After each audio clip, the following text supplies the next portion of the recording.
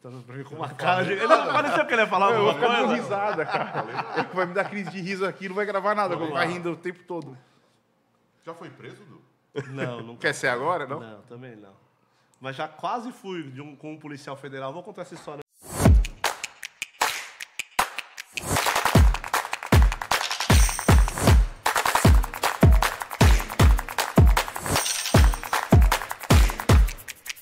Tema do dia: golpes, inadimplência, localização de bens. O que está por trás do crescimento desses casos? Agora foi. É de verdade? Ok. Ou é golpe? É golpe. Precisa entender o que é verdade, o que é exceção, o que é golpe, o que é IA. A gente não sabe mais o que é hoje, né? Não. Então a gente tem que falar com o especialista, né? É isso Hoje aí. a gente vai aprender um pouquinho o que é exceção, o que é regra, o que é golpe, o que é fraude, né? E muitas vezes a pessoa fica com vergonha, né? Então acho que a pessoa precisa denunciar, senão não tem como investigar. É verdade. Não é isso? Você atropelou, né? Não, esse é o manjo, cara. Ah, Não precisa então de tá bom. roteiro. Não, você atropelou que eu preciso falar ainda, calma.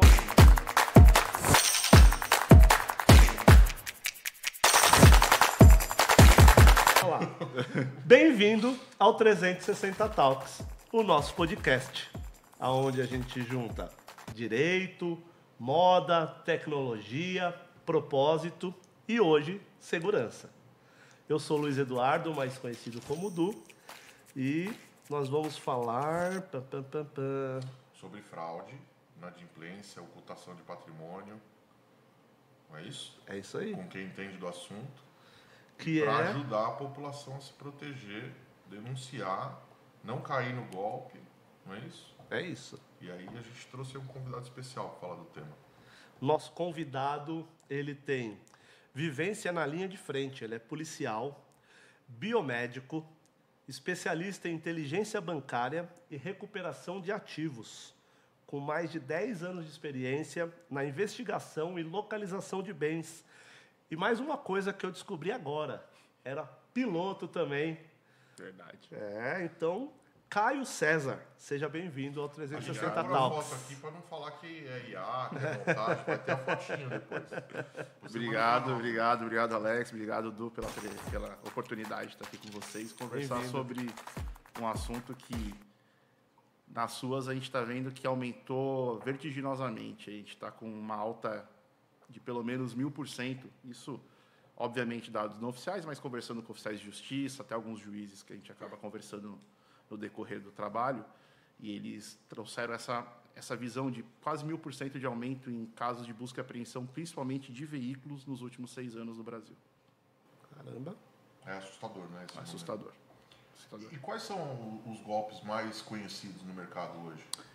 Cara, o brasileiro, ele gosta de um golpe, né? Ele gosta de cair, gosta de dar um golpe. É complicado. O Brasil tá difícil. E o que a gente tem reparado bastante é que primeiro começa o golpe da pessoa utilizar o nome de um laranja para comprar um veículo, né? Então, ela consegue falsificar uma assinatura, um documento falso. Isso é uma coisa que, como você mesmo citou, eu trabalhei muito tempo em inteligência bancária. E eles, a mesma coisa que eles usam para abrir contas falsas, pegar dinheiro emprestado no banco de forma fraudulenta, eles também usam para comprar veículo. Isso é o mais tradicional.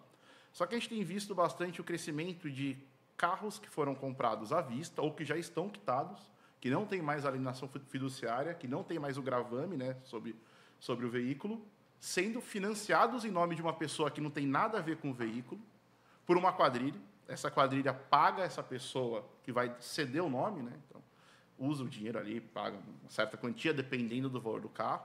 Essa pessoa cede o nome, monta um financiamento em cima de um veículo que já está quitado, que a pessoa que é realmente a dona do veículo não sabe, e quando ela menos espera, chega um oficial de justiça lá com o localizador na porta, opa, vim buscar o carro, mas como assim? O carro é meu, está pago. E aí ele vai puxar com o despachante, com o advogado, e verifica que realmente existe um gravame no carro. Acho que esse é o principal golpe hoje, assim, que está em voga aí. Assustador, né? Bastante, cara, Sabe o bastante. que eu acho engraçado? Engraçado, entre aspas, né? Tem, inclusive, não vamos citar o nome aqui, mas tem, inclusive, uma figura pública, que é um cara de grande exposição, que ele coloca no Instagram dele o carro com a quitação futura, né? Que na verdade, você vai dizer melhor que eu, mas é uma nova roupagem do estelionato anterior que era classificado como NP, né? NP, veículo não pago, isso mesmo.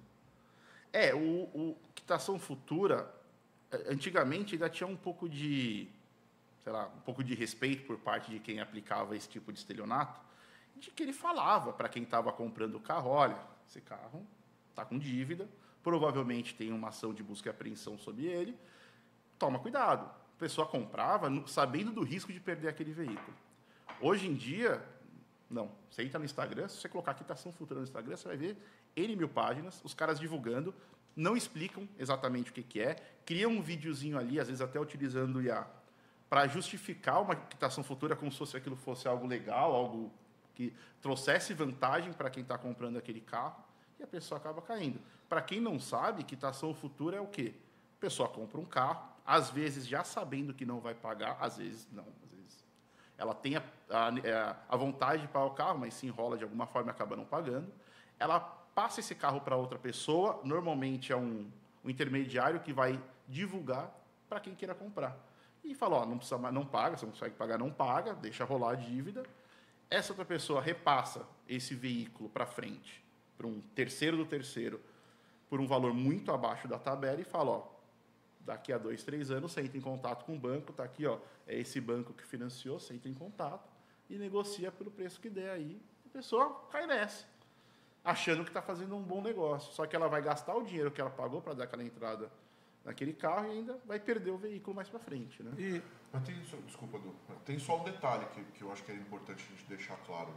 Na verdade, a pessoa deveria, né, o homem médio deveria saber ali que é uma operação de grande vantagem, né, e que não tem almoço grátis, né, ou seja, a vantagem é grande, ele tem que desconfiar, mas muita gente acha que está só participando de um golpe contra um banco, mas na verdade ele está participando de um crime, né? De um crime, sim.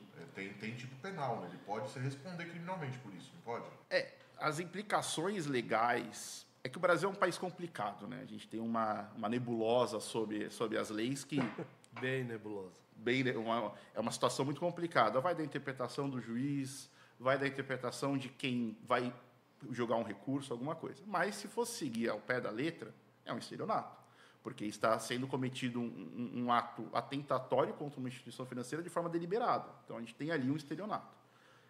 Do Brasil, estelionatário vai preso? A gente não sabe até que ponto vai preso. Dívida no Brasil já não prende. Então, o cara fala, pela dívida eu não vou ser preso, o máximo que eles vão fazer é processar, protestar meu nome, ele tira o que ele tiver de bem ali, oculta o que ele tiver de restante de bem, e vida é que segue. Desculpa te cortar, mas não, lógico. A gente falando nesse assunto e... Ele não pagou a parcela desse mês, tem risco de Ah! prender o carro dele? A partir da primeira? Sim, tem. Já aconteceu comigo, lembra? Liguei pro Alex, cara. Liguei pro Alex. Eu esqueci de pagar. E... Cola essa ou não? O quê? Esqueci de pagar, vou pagar o ano que vem. Devo, nego e pago se eu quiser, né? Recebi o boleto com atraso. Recebi uma Vou pagar, carta, vou falei, pagar Alex, ferrou, meu. O carro vai pra busca e apreensão. Ele falou, paga e me manda. Aí eu paguei, mandei pra ele, enfim. Sim. Mas eu ia me ferrar porque eu esqueci de pagar. Eu tinha pago Tem pago muita do mês gente- depois, mas não tinha pago no Tem mês muita anterior. gente que acha que a ação, o banco só vai ajuizar uma ação de busca e apreensão contra aquele bem a partir de 3 parcelas em atraso. Não. A partir da primeira, o banco já pode. Só que o banco ele vai colocar ali numa calculadora para ver se vale a pena, às vezes é uma prestação muito baixa, é um bem de valor baixo, para ver se vale a pena entrar com a ação naquele momento. Ou se ele vai esperar acumular um valor maior para justificar, porque às vezes o que ele vai gastar na ação vai ser muito maior do que ele vai conseguir recuperar, seja com um acordo, seja com a recuperação do veículo e posterior leilão, né? Mas a partir da primeira, pau no gato. Eu descobri isso daí e A duras penas. E pagando a do mês posterior. Paguei errado, Quem enfim. estiver assistindo, é melhor conferir o carnê. Se fez igual o Du, pulou uma parcela, toma cuidado que o carro pode ser apreendido. Pode ser apreendido a partir da primeira. Mas uma coisa que eu visualizo, a gente estava falando da rede social, que tem gente que fala disso abertamente. Tem gente vendendo curso para você aprender a fazer isso. Tem. Esse cara é o quê? O criador do golpe? Da internet é criador de conteúdo, né? No Código Penal, eu acho que é outro número. Aí é uma coisa que eu nem sei se a gente conseguiria. Porque, assim, ele está ensinando uma pessoa a cometer um crime. Não sei nem se, para esse crime específico, a gente conseguiria tipificar penalmente ele de alguma forma. Como que eu enquadro esse cara em alguma lei? Que lei prévia que diz que aquela ação de falar para ele, ó, você pode comprar o carro, ocultar o carro e depois pagar mais barato para o banco, vai conseguir falar para esse cara, não, você está cometendo um crime, eu vou te prender, eu vou te condenar por alguma coisa. Sobre o quê? A gente não sabe. Se a lei brasileira ela vai abranger isso daí, né, uma hora. Mas é uma verdade. Para mim é um crime. Eu entendo que é crime, eu acho que é apologia, né? Mas é uma linha muito tênue, né? Porque o cara ensina, mas não ensina. Agora, até voltando no assunto do cara que são os caras que ficam divulgando quitação futura no Instagram, agora eles classificam o conteúdo como conteúdo de humor. Humor? Então, essa é nova. É uma... Por isso você falou que era engraçado, né? Entre aspas. Né? Ele classifica como conteúdo de humor, na verdade está incentivando as pessoas. E são só carros de luxo.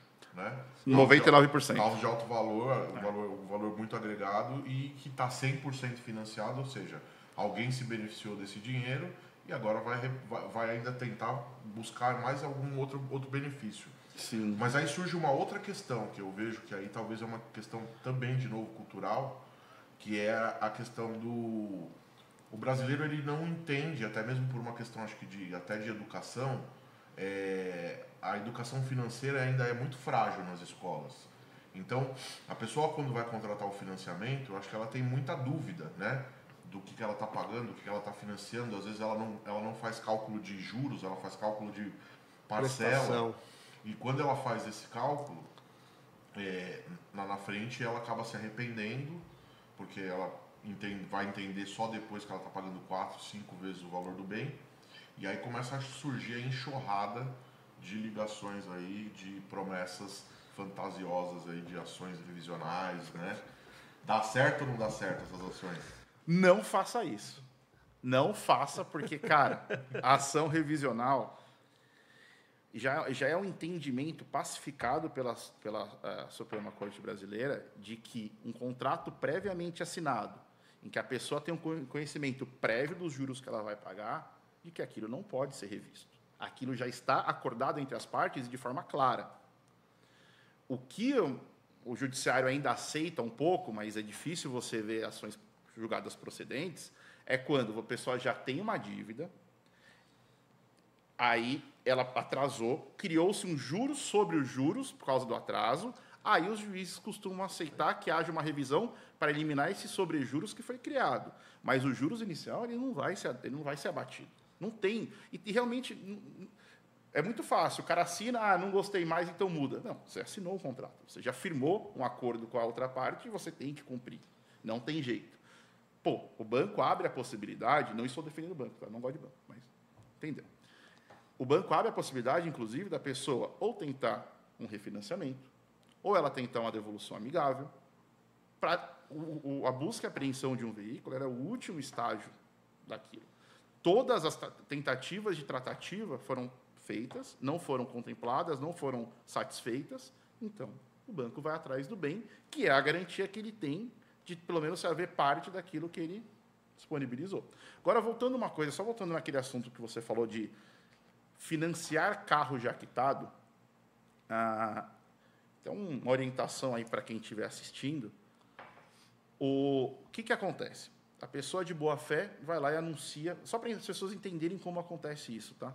Ela anuncia o veículo. Então, ela comprou o veículo hoje, andou 1, 2 anos, não importa o tempo, ela resolve vender. Ela vai anunciar em plataformas conhecidas, né? Mercado Livre, Web Motors, não tem problema falar o nome, né? Não. Web Motors, tá? Se quiser entrar em contato também. Se quiser patrocinar o podcast, eles estão aceitando, tá? E aí, eu também estou aceitando. E aí, o que acontece? Ela divulga fotos e os dados básicos do carro, alguém liga, opa, tudo bem? Meu nome é fulano de tal, gostei do carro, me interessei, manda mais fotos para mim, a pessoa manda, manda uma foto do chassi, a pessoa manda, manda uma foto do documento, eu vou pedir para um amigo meu despachante verificar, se tem algum débito, alguma restrição com esse veículo. Se tiver tudo certo, eu volto a entrar em contato para a gente fechar o negócio. O cara que está vendendo, pô, achei um comprador, deu certo. Essas quadrilhas, obviamente não tem uma quadrilha só que faz isso, o que eles fazem?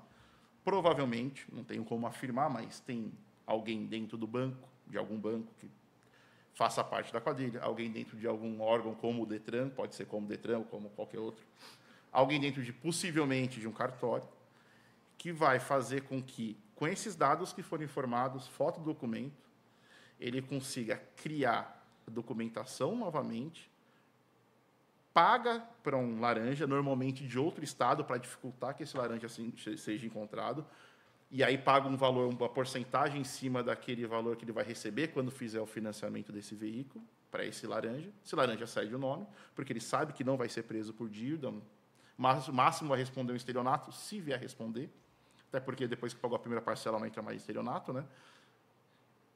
E daí eles criam financiamento dessa forma. Então a pessoa acha que ela está só vendendo o carro, que a pessoa que viu as fotos, que entrou em contato, no fim das contas não quis mais fazer o negócio e desistiu, em vida normal. Então, fique atento. Se alguém entrar em contato, não mande foto do documento, não mande foto de chassi.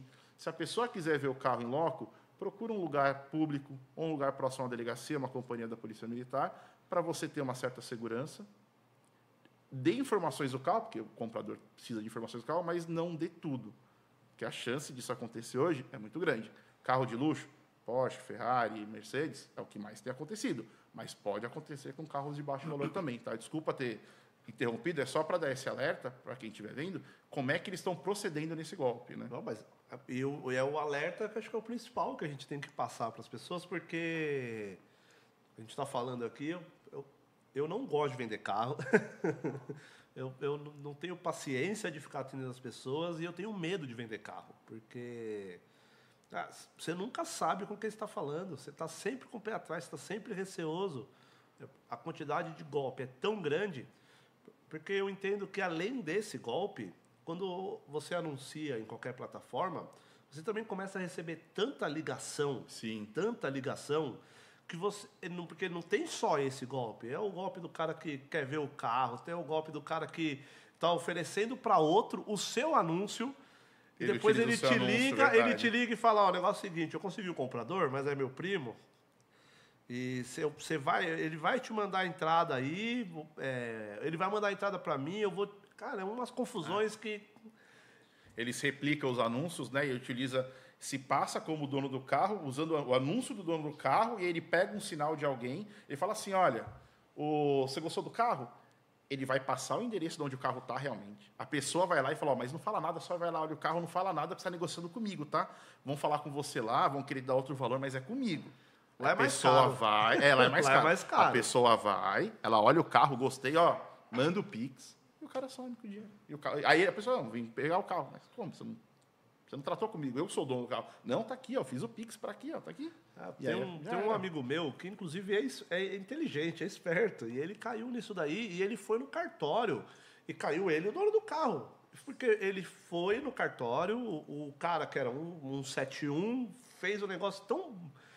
E ele sentou o dono do carro assinou, ele fez o Pix, que é óbvio que não era pro dono do carro, e no final ficou os dois lá chupando o dedo, ele perdeu o dinheiro. Pensou que um ia dar carona pro outro, né? É isso, E ficou os dois esperando a carona. E no final foi os dois de carro de polícia pra delegacia. Pois é, foi todo mundo de Uber Black pra delegacia, né? Porque, olha... E o cara que faz isso é bom. Porque não é só fazer. Porque às vezes a gente acha que não está sendo enganado, e aí entra a questão da vergonha. Pô, eu sofri um golpe, eu não quero nem falar para os outros, porque eu me sinto, depois você fala, cara, eu sou idiota, eu sou muito burro. E na verdade não, tem que entender que o cara que está dando golpe, o cara é profissional nisso. E é por isso que a gente tem que ficar muito atento, porque o cara, ele é tão bom que você só vai entender que você caiu no golpe, depois você já caiu. É que eu tenho uma visão, né? Eu acho que a gente, quando tem boa índole, você às vezes se constrange em desconfiar da pessoa. E normalmente as pessoas caem no golpe no excesso de confiança ou nesse constrangimento, né? Então, eu tenho duas passagens que eu posso citar. que o meu cliente estava vendendo uma embarcação, o cara viu o anúncio, é um público diferenciado. Obviamente. Né? O local do anúncio diferenciado. Ele se apresentou como um empresário do Rio de Janeiro, ele fez um Pix imediatamente de R$60 mil na conta do meu cliente. No meio do caminho, ele depositou mais R$120 mil em cheque, que já apareceu no saldo do extrato, e chegou para almoçar e para decombinar os detalhes, e falou que tinha gostado, falou que não ia pedir desconto, que de fato a embarcação era tudo que o cara tinha prometido, e convidou ele a ir até o caixa eletrônico, que ele ia fazer o depósito da diferença. E por uma questão, né, de, poxa, já te paguei, vamos no cartório, você já reconhece firme. No mesmo dia, ele transferiu a embarcação. Tá. O meu cliente só recebeu os R$60 mil, que os R$60 mil eram os 2 motores que ele já tinha vendido para outra pessoa. Que mandou o Que cara é uma fazer o pessoa Pix. que fez o Pix na conta dele. Sim. E que essa embarcação, ele já tinha provavelmente alguém na capitania dos portos, ou seja, não é só no Detran que o crime tá interferindo, está infiltrado. Por ironia do destino, ele trocou o nome. O nome real eu não vou falar, mas o nome que ele trocou, dá para falar, é A Fugitiva. O nome da embarcação que ele colocou. E ele vendeu a embarcação para uma pessoa de um grau altíssimo do Poder Judiciário, que comprou uma embarcação com 2 motores fundidos. Meu Porque Deus. ele trocou os 2 motores Que ele tinha vendido. que ele tinha vendido e colocou 2 motores da sucata no local. Lógico que, por óbvio, mostrou para o cara para vender a embarcação com o motor funcionando e entregou com o motor sem funcionar. Então, olha o tamanho do golpe, né? Ele mostrou o site da empresa dele, ele era um industrial. O site, logo depois que ele foi embora do Rio de Janeiro, parou de funcionar. Então parece filme, né? Você vai falar com um cara que depois... Cena de cinema. Você confia em você, né? De te mandar R$60 mil antecipado. Você não vai confiar em mim, de esperar conferenciar o cheque. Você acha que eu vou perder 60 mil? Não. Então ele te coloca numa situação de desconforto e que a gente tem que entender. Não tem negócio da China, né? Vantagem. E em negócio não tem esse negócio. É desconfiança total. Sim. Não, é bom para os dois, eu acho, né? Então, você vai fazer o negócio? Traz o dono aqui, quando ele chegar aqui, a gente faz. Não dá para ter um intermediário, né? E se o cara tá confiando tanto em você, tudo bem. Fala, então vamos fazer o seguinte. Você já confiou em mim, não confiou? Você já não colocou dinheiro na minha conta? Então vamos aguardar até amanhã. É isso aí. Porque o dinheiro já tá na minha conta. Agora é você que tá na minha mão, não eu que estou na sua. É isso. Mas a gente fica com o pé atrás. E o golpista, ele fala manso, ele fala o que você quer ouvir, ele vai te conquistando, aí ele percebe que se você se incomodou com alguma coisa, ele muda o discurso, ele te abraça daqui, é complicado. O cara é difícil. profissional. É profissional, O cara é profissional. E quanto maior o valor, mais especializado ele é. Muito mais. O cara vai bem vestido, ele vai com relógio legal, vai com sapato bom. Ele não vai falar. E você entende que existem, então, grupos que estão organizados para ocultar patrimônio, para... Sim. A gente está percebendo que existem situações muito específicas em que você percebe que são grupos ligados. Tem vários indícios que você percebe que tem uma ligação. E eles trabalham para ocultar os bens, cara. Então, tem até uns lugares aqui em São Paulo, não vou falar também porque não posso falar onde estão esses carros, mas tem lugares aqui em São Paulo, bairros caros, bairros de alto padrão, em que eles utilizam pontos daquele bairro para esconder veículos.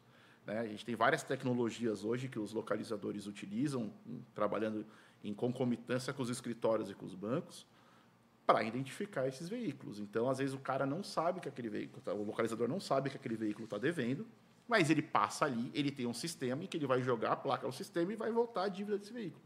E aí você percebe que tem 10, 15, 20 carros devendo de pessoas diferentes, ocultados no mesmo lugar. Eles trabalham para isso, para ocultar. E tem gente que recebe para ocultar o bem. Tem gente que cede casa em condomínio fechado, achando que não vai ser achado, e vai ser achado. O cara que, óbvio, nem todo veículo vai ser encontrado. Isso é utopia. Mas, cada vez mais veículos são encontrados. A gente tem aí sistemas de câmeras que não são do Estado, que são câmeras particulares, em que ela faz o registro e o mapeamento de onde os veículos estão. Você tem sistema de, como eu falei, dos bancos interligados aí com os escritórios localizadores, que o localizador joga a placa e ele vai saber se está devendo. Você tem montadoras hoje que já soltam os carros das linhas de produção com rastreamento. Então, esse rastreamento não dá para ser tirado, porque ele está em parte vital do motor ou do veículo, então não pode ser tirado. E aí você cada vez vai cercando mais cara, né? Porque não tem jeito. E como é feita essa localização de bem, principalmente o que é legal e o que não é? É complicado. É, como disse o doutor Alex aí no começo, temos linhas tênues aí, né? O que é legal? Legal é o banco ter pessoas, né, os escritórios e os bancos terem pessoas que se deslocam aos locais dos endereços e fornecidos pelo financiado. Então, o endereço do contrato, o que a gente chama de endereço da inicial, né, que é onde se pauta o início do processo, que é aquele endereço que ele indicou. Nós temos endereços alternativos que a pessoa cede. Existem pesquisas legais que são feitas com autorização judicial para levantamento de endereços que a pessoa já morou, onde ela tem contas abertas, onde moram os parentes e também a raiz trabalhadora dela, onde ela trabalha, onde ela tem registro. Isso tudo são informações legais, que podem ser solicitadas junto ao juízo para que o banco tenha acesso e possa aumentar o leque de localização. Mas também existem essas outras tecnologias que eu falei. Então, por exemplo, existe uma câmera particular de um sistema X que o veículo passa ali todo dia. É um indício. Aí a gente vai procurar lá. Rede social denuncia muito o que a pessoa faz. Ah, ela não posta nada do carro, mas ela posta onde ela está. Ela posta tudo o que ela faz. É uma forma de se achar um veículo.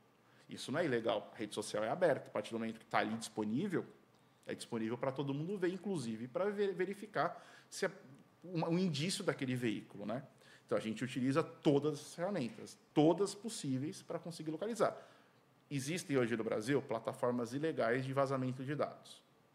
Não é bom usar. Quem estiver usando isso e for descoberto está cometendo um crime, então não é bom fazer. Mas existe também essa possibilidade. Eu, por exemplo, conheço N localizadores que não utilizam e têm um êxito de encontrar veículo assim absurdo. Absurdo. Então, não precisa utilizar elas. Qual o papel da inteligência bancária e dessas ferramentas tecnológicas? O banco, eu acho que ele ainda... Os bancos, né, de forma geral, eles são muito arcaicos. Acho que na ânsia de vender o crédito, principalmente do operador do banco, seja o gerente, seja o vendedor ali do banco, na ânsia de vender, ele aceita qualquer coisa. Há também a possibilidade dele estar envolvido.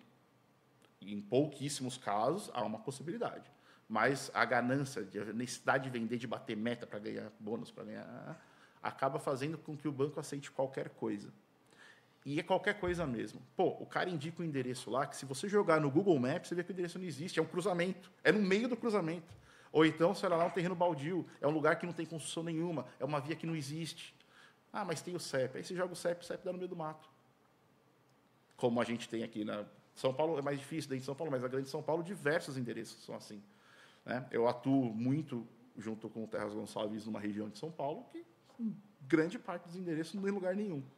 Aí você fala, o banco não tem uma pesquisa prévia. Ibiúna é um CEP só. Para a cidade inteira. Salto de Pirapora, Ibiúna, toda aquela região ali. Um CEP só. Então, fica muito difícil. Falta, no meu entender, os bancos trabalharem de uma forma um pouco mais assertiva. Fazer uma filtragem, mas demora. A gente precisa dizer sim ou não para o financiamento na hora. Tá bom.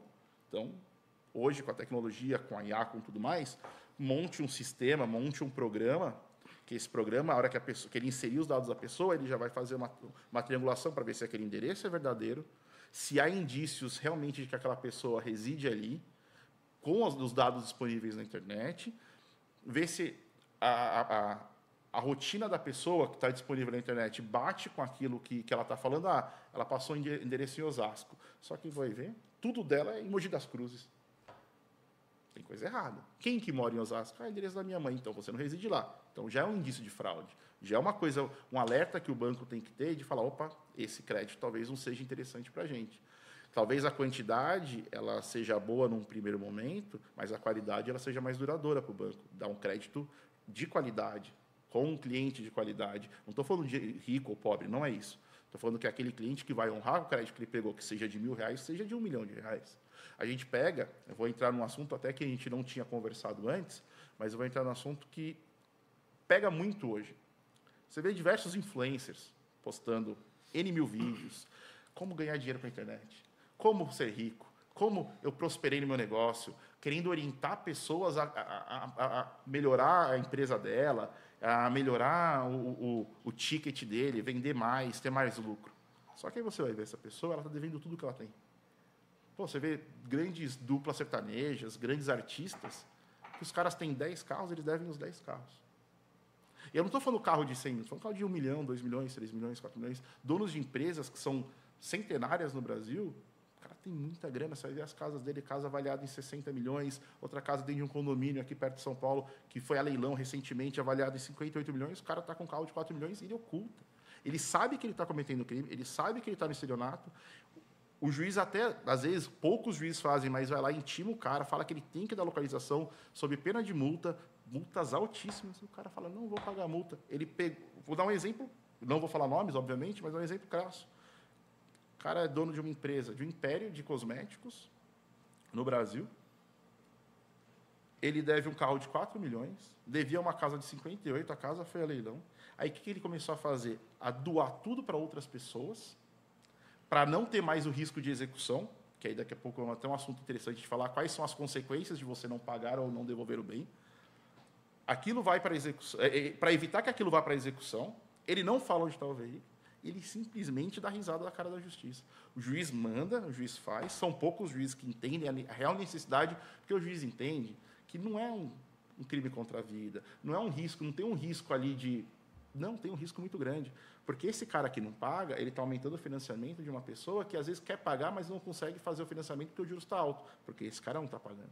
Então, a gente tem que entender, o judiciário acho que deveria entender também, a real necessidade da urgência da busca e apreensão de um bem, de mostrar que dever não é simplesmente, está devendo, o banco tem dinheiro. Não, dever, você mexe numa máquina inteira, você mexe com uma sociedade inteira, por causa, às vezes, de um devedor, 2 devedores, que tem que ser... Eles têm que ser sancionados de alguma forma, entendeu? Eu acho que os bancos eles investem muito, né, em tecnologia, mas mesmo investindo em tecnologia, infelizmente quem cria as tecnologias são as pessoas, né? Então você tem ali eu acho que uma sucessão de pessoas que estão interferindo nesse procedimento, né? Então você tem lá o operador do crédito na ponta, que às vezes está sendo ou cooptado ou está conivente com o dono, com o lojista, que está conivente com o cara que é o golpista que está sentado na mesa e que está conivente com o cara que vai fazer a análise da documentação e do compliance lá dentro do banco. E se fosse utilizado toda a tecnologia que é colocada à disposição, eu acho que funcionaria. Sim. Mas infelizmente as pessoas acabam burlando, né, ou encontrando meios de burlar o processo. E aí posso citar uma operação, tem uma instituição financeira que nós já atendemos, que ela, culturalmente, ela não via necessidade de trabalhar com operador em outros estados. Uhum. Ela delegava isso para o próprio lojista. Uhum. E quando ela chega em São Paulo, em determinados municípios, ela viu que de 50 fichas que ela passava, 40 eram fraudulentas. Fraudulentas, sim. Porque não tinha figura do filtro do próprio operador, né? Que aí, nós não estamos falando só do cara que vai montar um olerite ali para poder conseguir atingir a renda. É do cara que apresenta um endereço frio, é que o cara é frio, o documento é frio, enfim. Você tem ali uma série de riscos, né, que deveriam ser sinalizados e filtrados pelo próprio lojista, nem chegar no operador, mas já sai do operador aprovado e o cara que faz a análise interna também aprova. Sim. Né? E como a penalidade na prática às vezes é só o descredenciamento da loja, quando ele, até o momento que vai apontar esse descredenciamento, ele já financiou 100 carros. É isso. 100 carros. Né? Então, o banco é o maior prejudicado no final, né? Mas eu acho que é cultural, né? Não é só o golpista. Tem um monte de gente que participa desse processo, É, né? e E eu acho, contribui, né? eu acho que o banco ele é o maior penalizado, mas ele repassa, né? Esse problema que ele tem, ele Sim, repassa. Então, como no custo, final, como ele exemplificou muito bem que no final quem paga a conta é quem vai precisar de um financiamento. Exato. E tudo que a gente está falando, a gente está falando das coisas que passaram. E nesse ponto aí do banco, já foi bloqueado muita coisa. A gente está falando de conivência, mas é porque a quantidade de golpe, de tentativa, é tão grande, mas tão grande, mas tão grande, que dá inclusive a sensação de que está passando tudo. Uhum. Mas não, é que foi bloqueado 70%, 80%. É muito golpe, muito golpe. Aí a nossa cultura acho que é o maior obstáculo ainda nesse ponto. Sim, sim. Eu acho que ajudaria na redução de juros, ajudaria na forma de desburocratizar o crédito. Acho que, colocando aqui à parte a questão de um assunto que a gente gosta bastante de falar, que é a tecnologia, eu acho que o blockchain vem aí para poder revolucionar esse mercado, né? Sim. A gente ainda está engatinhando nisso, mas eu mando o Pix, você reconhece firma. Eu assino primeiro, você assina primeiro. Tem lá o documento, mas o Detran vai e volta, né? Se você vende... Esses dias eu fiz uma operação, comprei o carro, vendi pelo Gov, o cara assinou, o outro lado da concessionária assinou, ele falou, agora vai no cartório e reconhece firma. Eu falei, mas como assim? Eu falei, não, esse é o procedimento da concessionária. Nossa. Então eu tive que assinar e reassinar fisicamente e digitalmente de forma reconhecida. Sim. Né? Eu consigo entender a cautela da concessionária, porque ela não confia que aquele documento gerado pelo seja Detran verdadeiro. Pode ser verdadeiro ou não, né? É igual quando a gente vai cumprir, né, mandado de busca e apreensão e a pessoa olha o mandado, mas como é que eu sei que esse mandado é verdadeiro? Aí, oficial, mas eu tô aqui. E como é que eu sei que você é oficial? Até, às vezes, tem viatura da PM junto, PM fardado, policial ali fardado, viatura caracterizada. É fake. E como é que você é policial? Como é que eu sei que você é policial? Vocês não estão mentindo. Mas isso não assusta? Assusta. Porque eu me coloco nessa posição de que você não sabe mais o que é verdade. Mas, lógico, né? A minha formação me dá essa condição, mas eu acho que muita gente tem dúvida, né? Eu posso ler o mandado, não posso? Pode. Sou cidadão comum. Pode. Eu posso ler o mandado. Pode. Eu posso pedir para você que eu vou entrar no site do tribunal e conferir o código que tem na lateral. Pode. Eu posso exigir que você apresente sua credencial. Sim, né? O oficial de justiça apresente a funcional dele, sim. Né? Eu posso pedir para que ele aguarde um minuto para fazer um contato com o advogado. Pode. É verdadeiro, não? Porque as pessoas, às vezes, né? Você tem... É 8 ou 80, né? Ou é a pessoa que não tem conhecimento nenhum e que ela se assusta, né? No meio daquela situação, e aí ela, né, não sabe nem como agir. E tem aquele cara que ele já é extremamente arrogante, grosseiro, né? E ele não quer nem entender, e ele, na verdade, está tentando se desvencilhar ali e criar um problema para poder disfarçar o outro, né? Então, os condomínios de luxo é onde eu tenho mais problema, né? Porque o cara, não, ninguém vai entrar aqui. Olha, se tem a ordem judicial, ninguém tem como impedir, né? A ordem judicial foi feita para se cumprir, não para se discutir.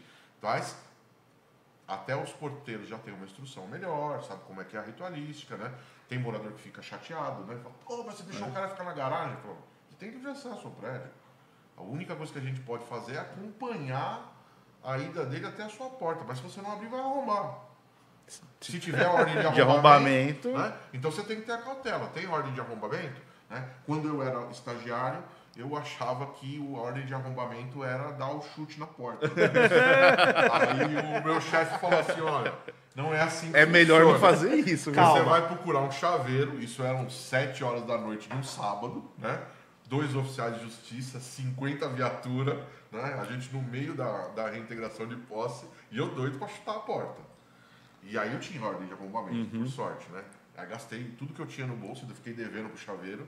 Se quiser me cobrar, já prescreveu. Ele veio e abriu a porta. E aí eu precisei do segundo serviço dele. a quadrilha era especializada em invadir casas em Alphaville. Eles compravam com a promessa de um sinal, e aí eles entravam na casa, anunciavam a casa à venda para poder pegar um sinal maior. Entendi. E eles iam trocando de casa. E eles tinham uma deficiente intelectual e um cofre. Porque o cofre eles sabiam que retardava o cumprimento da ordem. Porque o cara falou, não, você vai ficar com o meu cofre, você não vai pegar uma responsabilidade de ser fiel depositário de uma coisa que você não sabe o que tem dentro. Então vinha o chaveiro. Até o cara arrombar um cofre desse tamanho. Chumbado. Né? Chumbado no chão. Sem contar o custo. E sabe o que tinha dentro do cofre? Nada. E a diligência de fato ficou para outro dia. Caramba. Então aí o cara consegue, né, fazer manobra para tentar alguma coisa no fórum mais, né? Ou seja, a gente não está preparado, mas o cara que pensou no golpe, né, ele está muito preparado para fazer isso. Então a gente tem que desconfiar sempre, né? Sempre. Qualquer tipo de operação que saia ali do trivial, e eu acho que não estou vendendo o meu peixe, mas eu acho que é importante ter uma assessoria profissional. Alex, você tocou no assunto que é legal. Primeiro, né? Você falou muito das casas de alto padrão. Você tem normalmente um problema maior para atuar. Só que você tem também o outro lado. Tem uns que não querem constrangimento, ele quer zero. Então ele tudo quieto, ó, a chave está aqui, vai embora, rápido, assina aqui, ele quer subir. Então você tem esses dois lados, né? E a gente tem um problema que as pessoas elas acham que a ordem judicial ela está abaixo da norma do condomínio, ela está abaixo da regra da empresa, da regra do estacionamento. Não, cara. Se eu chego com uma ordem judicial em que está explícito ordem de arrombamento, eu vou entrar ali independente da sua vontade. Se não tiver ordem de arrombamento, você ainda pode se negar a abrir o portão. Você ainda tem esse direito. Tendo ordem de arrombamento, que é juízes que estejam assistindo, extremamente necessário para a busca e apreensão, ela só pode ser efetiva com ordem de arrombamento, eu vou entrar. Ah, mas a norma do condomínio não permite. Tá bom. Você vai tentar impedir minha entrada? Você está cometendo um crime de desobediência de ordem judicial. Você pode ser passível de ser preso ali no momento, detido, encaminhado à delegacia, mesmo que você saia, mas você vai responder um processo. Se você estiver respondendo o outro, vai te atrapalhar. Se eu precisar abrir o portão sem quebrar, sem chutar, por favor. Você pede do jeito que você abriu, você tem que fechar, ele tem que devolver. Ah, eu preciso cortar o cadeado. Corte o cadeado, mas arrume outro para colocar no lugar. Né? Não tem jeito. Olha, você tem que devolver do jeito que você achou. Mas você vai entrar, você vai fazer. As pessoas falam, ah, mas hoje é sábado. Não pode ser cumprido de sábado, sim. Ah, mas está de noite. Se o juiz autorizar, ou se sair numa modalidade que tem no judiciário, que é o plantão, você vai cumprir qualquer horário. Independente ah, mas já está de noite. Não tem problema, está em plantão, tem que ser cumprido no mesmo dia, ele vai ser cumprido, que seja meia-noite, ele vai ser cumprido. As pessoas têm, como você falou, tem gente que sabe muito e gente que não sabe nada. E tem os que não sabem nada, que acham que sabem muito. Não, mas esse horário não pode cumprir o mandado. Desse jeito não pode, vocês não vão entrar na minha casa, que a casa é particular. Eu vou entrar e eu vou cumprir esse horário, e se você tentar resistir, você vai preso. Ah, mas vai preso. Não vai dar nada. Pode ser que dê. Não sou eu que vou decidir isso. Essa questão está lá na frente, mas acho que já dá para a gente até puxar. Resistência à busca e apreensão. Quais são as penalidades? Você já resumiu, mas... Se você só se negar, você está em desobediência. Tá? Você está descumprindo uma determinação judicial.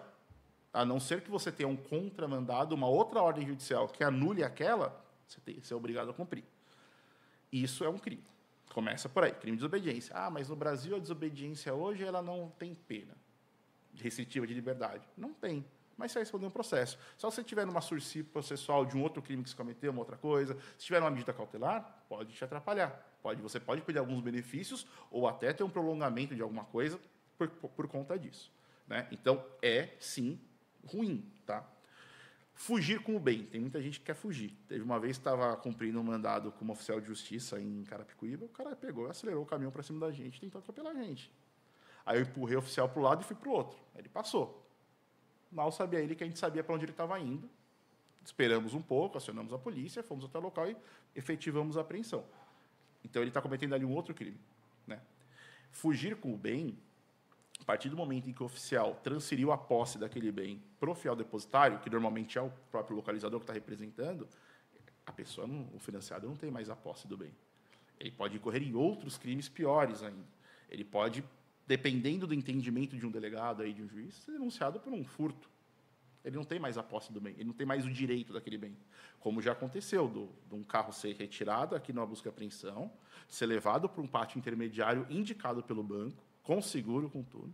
O cara chegar lá, rendeu o segurança, levar o carro embora. Entrou no roubo. Aí é roubo. Já Aí não é roubo. furto. Aí já não é mais furto. Já Entrou no vamos roubo. subindo ali. Entrou no roubo. E aí você E tem ele outro. se defende falando que ele roubou o próprio carro. Não, mas o carro é meu, não existe roubo. Não existe roubo de bem próprio, de coisa Você própria. só não pagou ainda, né? Entendeu? Mas, nesse caso, a posse já está transferida legalmente para um terceiro. Ele não tem mais. Então, as pessoas têm que entender que há consequências legais, sim, para o descumprimento, para a resistência, e para a ocultação e para a fuga. A fuga, acho que, para mim, é o pior de todos. Porque não tem sentido a pessoa fugir. O que ela vai fazer? Ela vai fugir e vai fazer o quê com esse carro? Vai enfiar onde esse carro? Não tem o que fazer. Entrega. Mais fácil. Não quis devolver amigavelmente, não conseguiu um acordo com o banco. Está com ordem de busca e apreensão? Aceite. Tente uma forma de você quitar. Normalmente, os bancos, depois que ele já tem a guarda daquele bem, que é a garantia já está com ele, ele até facilita a negociação. Por mais que hoje o Código Civil determine aí que haja quitação completa do saldo devedor, os bancos ainda aceitam que você pague só o que está atrasado. Ainda consegue ali um parcelamento daquilo. Conversa. Evite maiores problemas para você. Sem contar que a pessoa que oculta o bem, ela ocultou o bem. O banco não está achando, não está fazendo apreensão. Aí o banco entende, o escritório que representa o banco entende que a partir daquele momento não vale mais a pena tentar a busca e apreensão. Então ele entra num negócio chamado execução. Ele vai executar aquela dívida. Então vai procurar outras formas de reaver o valor em aberto. Então pode bloquear a conta, pode tomar imóvel. Pô, o que é pior? Você ter sua conta bloqueada ou você devolver um carro que você não está pagando? Então tem muita gente que acha que não tem problema não pagar. Tem problema sim. Tenta uma forma de resolver. Negocia, entrega o carro, deixa a apreensão acontecer.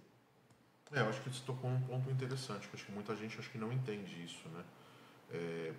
A pessoa resiste ali, né, a entrega do bem, e quando isso se efetiva ou por busca e apreensão, ou até por uma entrega não amigável ali, mas em que ele não vê outra saída, às vezes muitas pessoas não entram em contato com o banco para finalizar esse procedimento.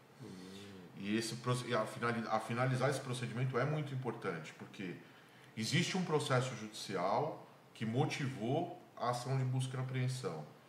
E se o carro é apreendido, né, dentro de uma ação de busca e apreensão, ele só termina depois que a ação for efetivamente julgada.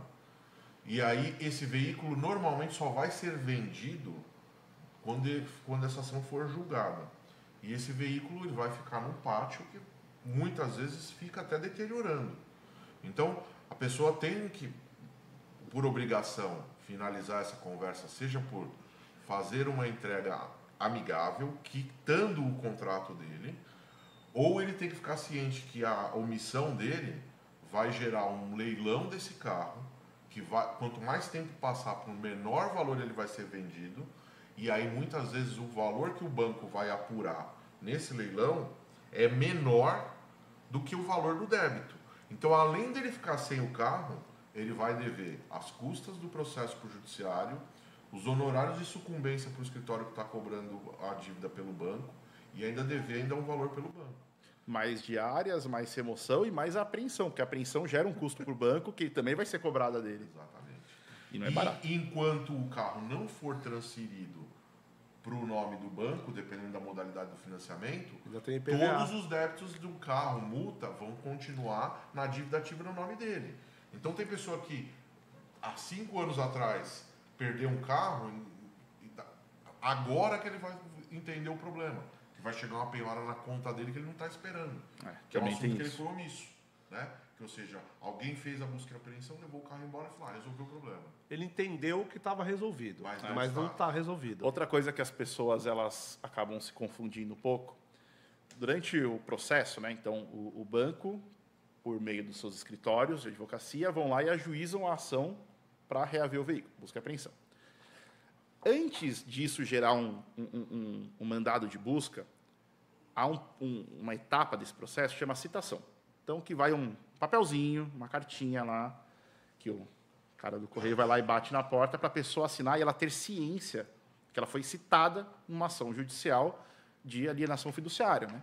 Então, tá bom. Só que a pessoa, ela passou o endereço que ela morou quando ela comprou o carro. Ela já se mudou 2, 3, 4 vezes e não atualiza o endereço com o banco. Aí o correio vai lá uma vez, vai lá 2, vai lá 3 e todas devolve como não encontrado, mudou-se ou outra pessoa que acaba assinando sem saber o que se trata. E alguém pode ter recebido. Pode ter recebido. Aí você chega lá, aí descobre-se o novo endereço, acha-se o carro e cumpre-se o mandado. Aí chega lá, a pessoa fala, mas eu não fui citado. Tem que ser citado. A pessoa esquece que houve a tentativa e a negativa da citação não impede a busca e apreensão. Aquilo ali é julgado a revelia. Há uma revelia por parte do juiz de falar, então tá, a pessoa não foi citada, mas mesmo assim eu vou expedir, faço a expedição do mandado, porque houve as tentativas, esgotou-se os meios para a citação, mas vai ser cumprida a busca e apreensão do mesmo jeito. Aí a pessoa acha um absurdo e não quer entregar o veículo porque falou que não foi citado. Eu falei, mas, meu amigo, você não precisa ser citado. Se você não foi encontrado o endereço que você mesmo passou, aí uma vez até eu perguntei, né, num caso em comum aqui, eu perguntei para o cara, você se mudou quantas vezes depois que você comprou o carro? 4 vezes.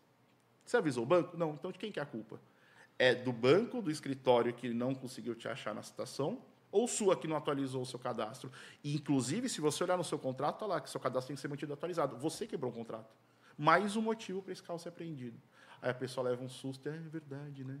Pois bem, pois bem. É porque falta informação. Quando eu falo falta informação, a informação está lá. Mas quando você vai comprar um carro numa loja, quem que lê? O cara te dá 5 folhas com uma letra que você não consegue enxergar, porque eu entendo que, inclusive, é feito para você não ler mesmo. Com juridiquês que pouca gente vai conseguir entender. Além da letra ser pequena, é uma forma, a forma que está escrita não é uma forma da mais simples. E o cara que está te vendendo, o lojista, ele já falou, relaxa, tá tudo certo. Eu faço isso 50 vezes por dia.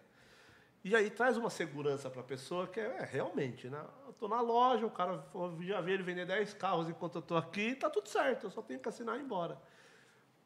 E aí, a gente está falando dessa busca e apreensão e da pessoa que bate o pé, que não quer entregar e tudo mais. E a gente está partindo da pessoa que realmente está devendo. Mas a gente indo pro golpe lá de trás, lá. Uhum. Do cara que, meu carro está quitado. E você está vindo fazer uma busca e apreensão do meu carro. Eu não tinha que atualizar o meu endereço, porque eu não fiz o financiamento. Não tem nada em contrato. Realmente, isso é verdade. Eu não li contrato. E eu não quero deixar você entrar na minha casa. E aí? Daí o que a gente estava falando, né? Que o Alex trouxe primeiro e depois a gente estava comentando. A necessidade, juízes, prestem atenção, busca e apreensão do que for, se não tiver ordem de arrombamento, 90% vai ser frustrada. Tem que ter ordem de arrombamento. Aí, independe da vontade do cara abrir o portão, não. Vai ser aberto e vai ser tirado.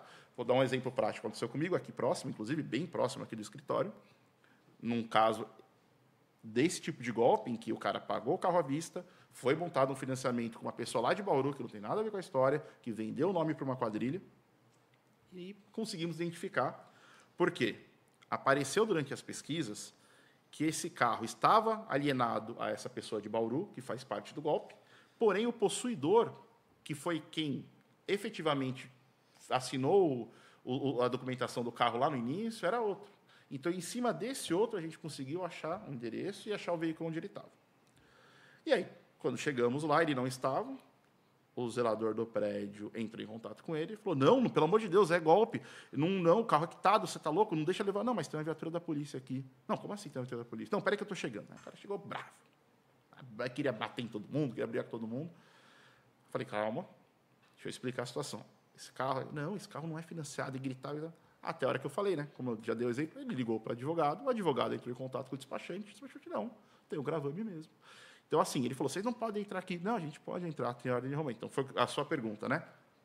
O cara não tinha obrigação nenhuma de atualizar o endereço, porque ele já quitou, então ele não tem contrato algum de financiamento. Porém, sai um mandado que realmente é legítimo e o banco conseguiu comprovar para o juiz que há necessidade de reintegrar esse bem uma vez que ele está alienado, a gente só consegue cumprir com a ordem de arrombamento. Aí acabou o problema. Aí não tem mais o que ser discutido. E aí... A discussão é uma discussão semântica, que é a questão do é legal a ordem, imoral, mas é injusta. E aí entra, eu tenho alguns casos semelhantes a esse aqui no escritório, e aí o que acontece? A sucessão de erros do banco, né? Ou seja, ele permitiu com que uma pessoa financiasse um carro de forma fraudulenta, o Detran permitiu que fosse emitido um documento sem gravame para o cara que pagou R$1 milhão do carro à vista, que vai sofrer esse constrangimento, que pode até ser preso, né? Cara, ele tá tirando uma coisa que é sua, que você comprou, que você pagou. E foi eu ponto, porque se o cara chega na minha casa, ele não vai entrar aqui só na base da porrada. Ele aciona o advogado, o advogado leva a documentação, mostra, ele tem que cumprir o que está escrito no papel, porque o que está no mundo do advogado não está no processo, não vale. A gente coloca no processo, até o juiz analisar. Estou falando de um caso real. O carro já foi para leilão. O carro foi para leilão. E a gente continuava com contato com o banco. Falou, olha, cara, vai dar um problema para você que... Ou seja, o próprio cliente já tinha pago um valor no carro que era um valor não abaixo de mercado, mas pelo tipo do carro, era um valor menor. Só que o cara, por uma questão de poder exigir isso, ele falou, agora eu quero um carro igual. E aí veio a tabela FIPE, e aí veio a indenização por dano moral, e aí veio o lucro cessante do período que o cara ficou sem usar o carro. Nós não estamos falando da alocação de um carro popular. Não, nós estamos falando da equivalente. alocação de um carro de luxo. Equivalente. Ou seja, no final da conta, o banco quase pagou 3 carros pro cara. Esse caso que eu trouxe como exemplo, foi recente, inclusive. No fim, o cara se acalmou, ele entendeu, o advogado falou, meu, os meninos estão certos. Até falei com o advogado, falou, ó, ouve o que o Caio está falando, ele está passando exatamente o que é para ser feito. Realmente. Você é um mensageiro. Eu sou um mensageiro Não é das boas notícias, mas sou, né? Aí ele entregou, e no final ele se acalmou e perguntou, Caio, o que eu faço? Eu falei, olha, vou te orientar. Minha opinião. Vou te dar minha opinião, uma orientação, mas você segue, se quiser, você tem um advogado para isso. Não sou eu, sou advogado, inclusive nem advogado sou. Falei para ele, olha, você não foi constrangido aqui? Então cabe um dano moral, certo? Você não está perdendo um bem do qual você pagou por uma possível fraude que um banco está envolvido, seja ativamente ou passivamente? Sim. Você tem uma forma aí de reaver em cima desse banco. Eu, se eu fosse você, entrava com os 2 pés no peito de todo mundo. É direito do cara. Não é porque eu estou tirando o veículo que está com ele ali que eu vou também... Até porque a gente vai voltar nesse ponto. Na dúvida, procura um bom advogado. Procura um bom advogado. Oriente, Terras Gonçalves. Eu acho que para qualquer situação hoje, se você... as pessoas entendem que é um custo.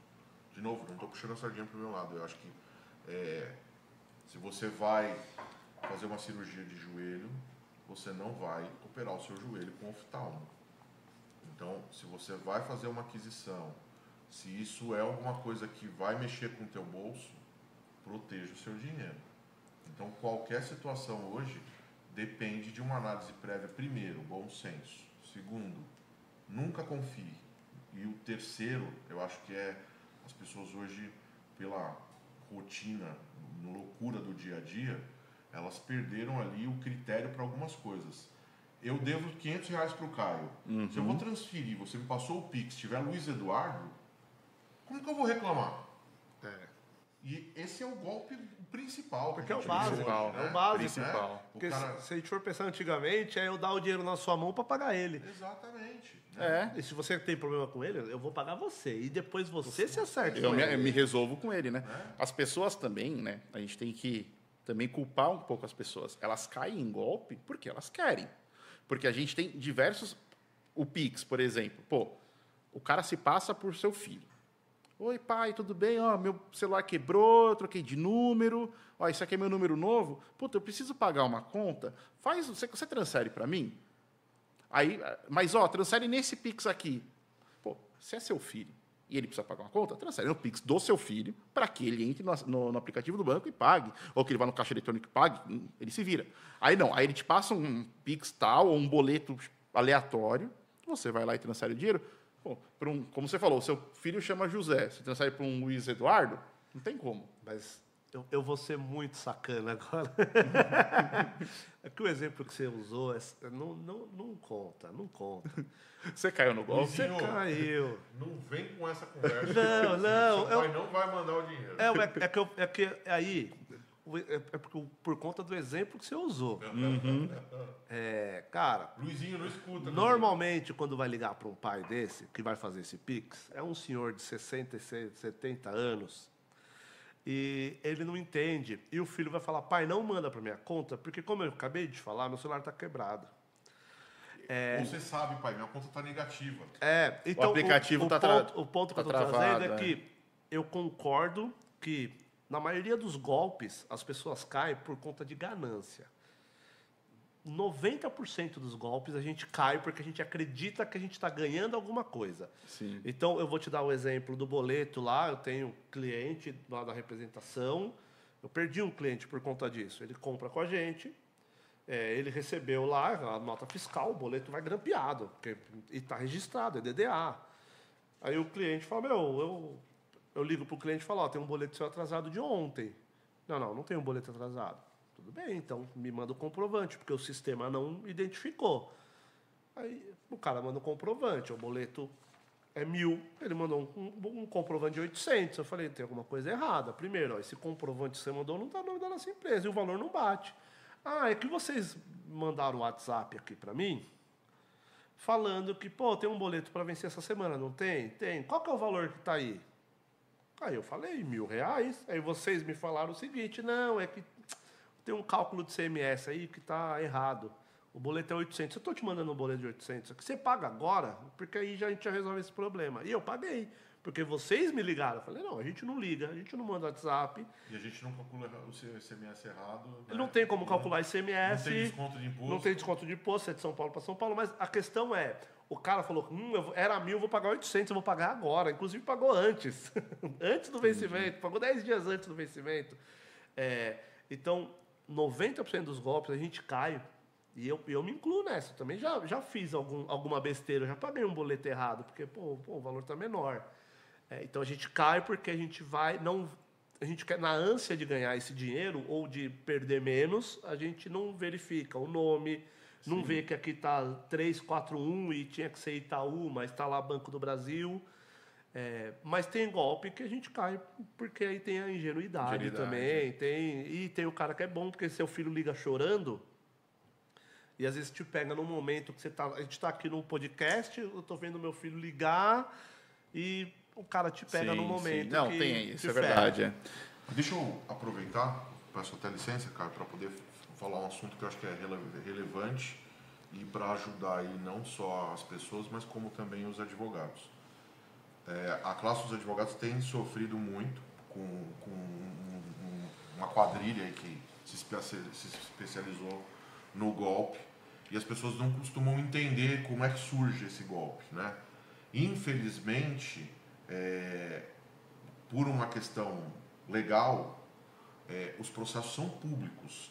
É um princípio da lei que eles sejam públicos até para resguardar que tudo seja feito dentro da legalidade que possa ser fiscalizado. Então, isso quer dizer o quê? Que os processos judiciais eles estavam, né, abertos para consulta pública. Se você pesquisar o teu nome, você teria acesso integral ao processo. O que o estelionatário criou? Ele entra dentro do processo, ele copia o processo inteiro, ele transforma o processo num PDF, ele vai buscar, através das ferramentas que ele tem, os seus dados, e ele vai entrar em contato com o cliente do advogado, com os próprios dados que estão no processo e através de uma pessoa extremamente treinada para falar do seu processo com ele. Sim. E vai te contar a boa notícia. Você ganhou, chegou no fim e eu quero te pagar. O Dr. Alex está no fórum, não pode usar telefone na sala de audiência. E ele pediu para eu entrar em contato, por quê? Como você ganhou o processo e tem que pagar o imposto de renda, que é 27,5%, para você não pagar o imposto, a gente tem que fazer um recurso. E a guia vence hoje o prazo. Eu estou te mandando o Pix para você fazer o dinheiro, o pagamento. O pagamento, invariavelmente, não é feito na conta do escritório nem do advogado.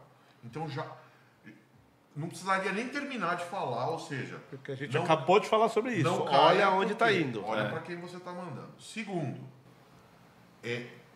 para os escritórios menores, né, eu, particularmente, nunca pedi dinheiro nenhum para cliente meu. Quem entra em contato é o departamento financeiro, o advogado liga para explicar, manda e-mail explicando por que estavam recolhendo a guia, e não existe isenção de imposto, gente, sobre condenação. Quando tiver, todo mundo vai ficar sabendo, vai estar publicado. Então, mas infelizmente, como a habilidade do cara é muito grande e às vezes a necessidade do cliente, porque todo mundo tem um processo na justiça, tem uma ansiedade de receber aquilo. Sim. Né? E tem cara recebendo golpe 2 dias depois que eu distribuí o processo. Ô, louco. Você ganhou. Pô, mas você nem assinou a procuração ainda. Falo, cara, eu já distribuí, porque a gente foi rápido. Mas o seu processo não tem nem despacho do juiz para citar. O outro lado não foi nem citado. E eu tive casos de 5 mil, eu tive casos de 9 mil, eu tive casos de 10 mil reais que os clientes pagaram. Porque eles confiam, né, no nosso trabalho. Mas só que é aquele excesso de confiança. Né? Sim. Ou seja, depois que eles, né, caíram em si, viram que fizeram ali um pagamento numa conta de um terceiro que não tem nenhuma vinculação com o escritório, acabam caindo no golpe. Mas eles precisam entender que o filho ligou, vamos fazer uma chamada de vídeo? Isso. Né? O advogado mudou de telefone, é o mesmo telefone? Porque o meu telefone, eu já fui assaltado só esse ano 4 celulares. Né? Mas o meu telefone é o mesmo, há mais de 20 anos. O telefone do meu escritório é o mesmo desde a fundação. Liga no telefone fixo. Né? Tá com dúvida? Faz uma chamada de vídeo. Né? Ou, fulano, tem alguma coisa errada, porque aqui está escrito que o nome do escritório é Terras Gonçalves e está indo para o Caio o crédito. É isso mesmo? Pede autorização por escrito para poder fazer, então, o crédito. Né? Isso acontece, voltando ao nosso assunto principal, que é localização e recuperação de bens, acontece com carro. Tem uma conhecida nossa, teve o carro apreendido, ela falou, mas está tudo pago. Aí ela pegou, abriu uma conversa do WhatsApp lá, logo do Itaú, com embaixo os dados do escritório que realmente representava o Itaú, porque ela tinha atrasado uma parcela, então ela já sabia, aquele escritório supostamente já tinha falado com ela. Os caras criaram um WhatsApp falso, com o nome do escritório, o logo do Itaú, emitiram diversos boletos para ela, foi pagando. Aí falou, a partir de agora não precisa mais pagar pelo banco. Não precisa deixar o dinheiro na conta para débito automático. A gente manda o boleto todo mês para você. Acho que pagou 7, 8 parcelas, não lembro. Mas pagou diversas parcelas. Quando foi ver, o carro foi apreendido. E aí? Faz o quê? Por isso que eu falo, voltando ao que o Alex falou. Liga. O escritório tal, vocês têm esse número mesmo? Pô, estou recebendo aqui, eu atrasei uma parcela. Da outra vez que estava comigo era outro número. O Itaú, o escritório tal, fala com a gente pelo número tal. O Itaú vai ter que te dar uma posição sobre isso. E ela não teria caído no golpe. Acabou, recuperou o carro, mas, pô... E hoje tem bastante a gente usa muito aplicativo também, né? Uhum. Que, assim, na dúvida, vai no aplicativo, porque... Liga pro gerente do banco, né? Mas pensando que o cara comprou na concessionária, que ele não tem eu não tenho conta no Itaú, mas o financiamento é do Itaú.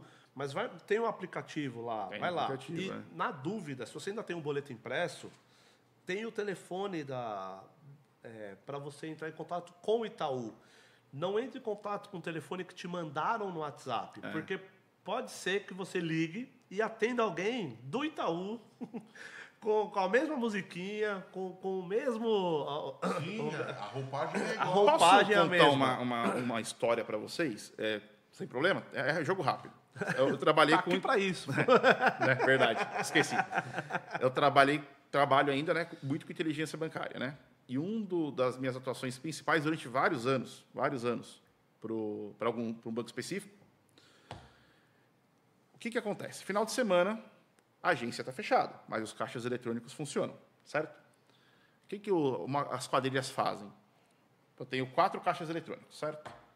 Eu pego um pedacinho de plástico desse tamanho, aperto o botão, coloco esse plastiquinho bem no vãozinho do botão, e esse botão fica travado, apertado. Você não consegue ver aquele plastiquinho ali. Dos 4, 3 eu bloqueio e deixo um só aberto. Onde você coloca o cartão de crédito, é uma estrutura preta, né? Ele pega, manda fazer. Tem até na 25 de março, tinha uma quadrilha que vendia, não sei se está vendendo ainda, o molde, coloca um molde. Então, Vai pôr o endereço aqui, gente. Se você está querendo fazer o golpe, segue o link. Espera aí. Vou usar o meu programa de afiliados. Ó, a cada 10 ganha uma, hein? 360 golpes.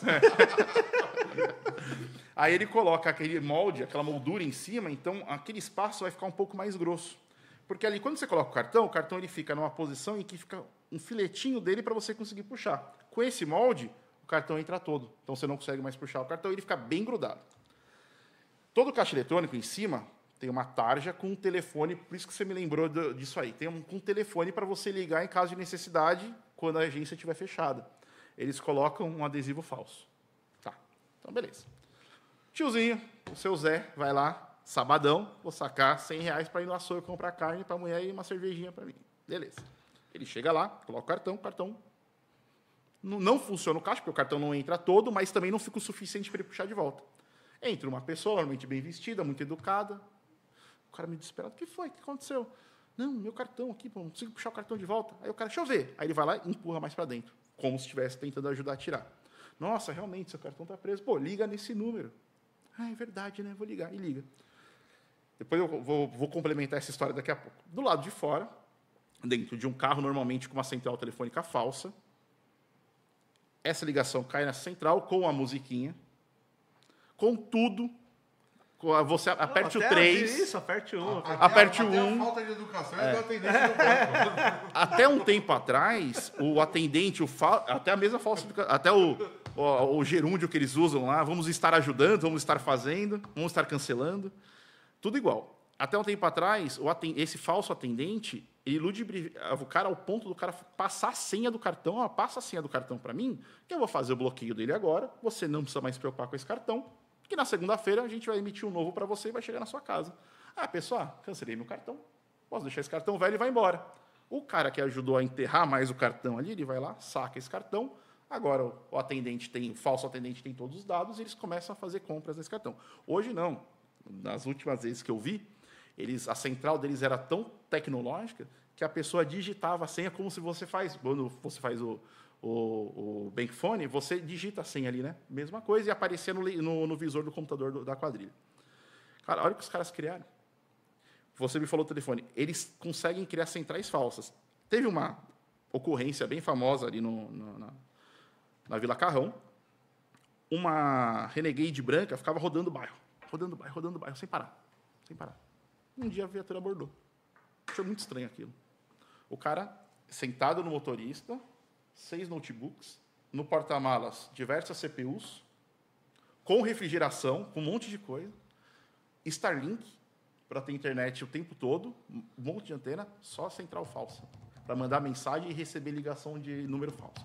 Impressionante, né? É bom que você comentou isso, que me lembrou um outro caso que também teve muita reincidência. Nós temos a grande parte da população, acho que tem a mania de não digitar o site, fazer pesquisa no Google ou nos sites de busca. Né? Então, a pessoa ia lá e falava assim, quero que tal Banco XPTO. E aí ia lá no topo um link patrocinado. Esse link patrocinado já te levava a uma central de WhatsApp. E a partir desse contato, o atendente muito persuasivo, né, ia te confirmando informações que você graciosamente passava para ele, né? Sim. Né? O seu contrato começa com 0 e depois do 0. Ele falava todo o restante. Porque eles já sabiam as sequências. Então, ele confirmava o que era padrão. Sim. E o cara confirmava o que ele precisava. E, a partir daí, ele já conseguia fazer o acesso, que eles tinham acesso daquele determinado banco para saber o saldo devedor. Entendi. E ele emitiu o boleto de quitação. Com super desconto de 90% do saldo devedor, o cara falava, porra, estourei. Então, e ele já levantou o quanto você quer pagar nesse papo. Ele solta para... claro. Mas eu tenho só 1.500. Você tem 1.500? Espera aí, vou falar com o meu gerente. Ele ainda, dependendo do teu nível ali de consciência, ele te incentiva a voltar na internet para consultar o número da central.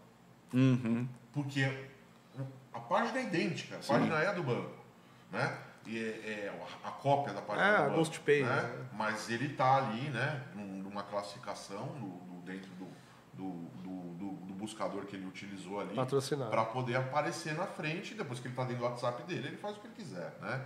Então, eu acho que tem que ter essa consciência, né? Olha o teu boleto, olha confirma no site do banco, veja se você tem o cadeadinho, se você está na página mesmo. Entra no aplicativo do banco, vai ter tudo lá. Fez o financiamento, dentro do aplicativo do banco, vai ter tudo. Você vai conseguir emitir boleto antecipado, pagar parcela atrasada, pagar quitação, caso você queira quitar antecipadamente o contrato, você vai ter tudo. Você não precisa ligar para alguém ou alguém te mandar mensagem para você pagar, né? Eu acho que assim, fujam da quitação futura. Cuidado, se você tiver um carro quitado com anúncio, é muito importante tomar cuidado. Se alguém se interessar demais e depois sumir, verifique se não fizeram financiamento no seu carro. Toma cuidado com falsas centrais entrando em contato querendo negociar em nome de banco.